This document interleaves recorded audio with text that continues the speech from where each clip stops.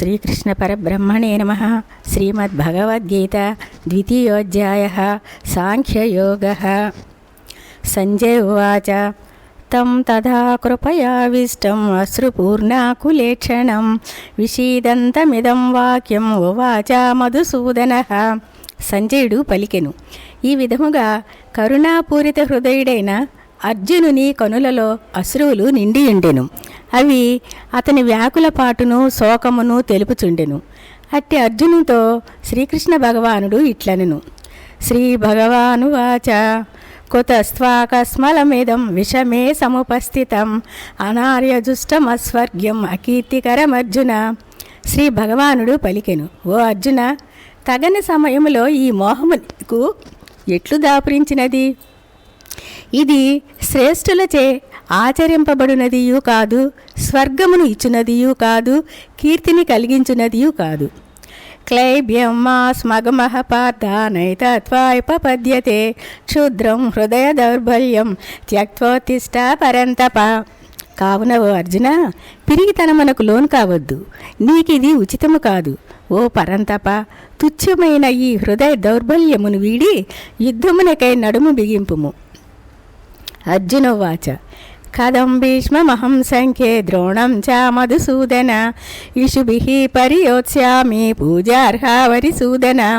అర్జునుడు పలికెను, ఓ మధుసూదన, పూజ్యులైన భీష్మ పితామహుని ద్రోణాచార్యులను యుద్ధమున ఎదిరించి బాణములతో ఎట్లు పోరాడగలను?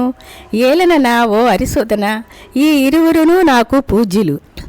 గురూన్ హత్వా హి మహానుభావం శ్రేయో భోక్తుం భైక్ష్యమపీహ లోకే హత్వార్థ కామాంస్తు గురూని హైవ భుంజీయ భోగాన్ రుధిర ప్రదిగ్ధాన్ నచేతదిద్మః కతరన్నో గరీయో యద్వా జయేమా యది వా నో జయేయుః యానేవ హత్వా న జిజీవిషామః తే అవస్థితాః ప్రముఖే ధార్తరాష్ట్రాః.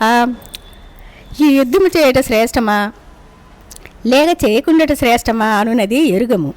యుద్ధమున వారిని మనము జయింతుమా లేక మనలను వారు జయింతురా అను విషయమును కూడా ఎరుగము. మనకు ఆత్మీయులైన ధార్తరాష్ట్రులే ఇచట మనలను ఎదిరించి నిలిచి ఉన్నారు. వారిని చంపి జీవించుటకును మనము ఇష్టపడము. కార్పణ్య దోషోపహత స్వభావః పృచ్ఛామి త్వం ధర్మ సమ్మూఢచేతః యశ్రేయః స్యా నిశ్చితం బ్రూహి తన్మే శిష్యస్తేహం స్యాది మాం త్వాం ప్రపన్నం. కార్పణ్య దోషమునకు లోనై నా స్వభావమును కోల్పోయి గిలగిలలాడుచున్నాను. ధర్మాధర్మముల విచక్షణకు దూరమై నా కర్తవ్యమును నిర్ణయించుకొనలేక ఉన్నాను. నాకు నిజముగా శ్రేయస్కరమైన దాన్ని తెలుపుము. నేను నీకు శిష్యుడను, శరణాగతుడను, ఉపదేశింపుము.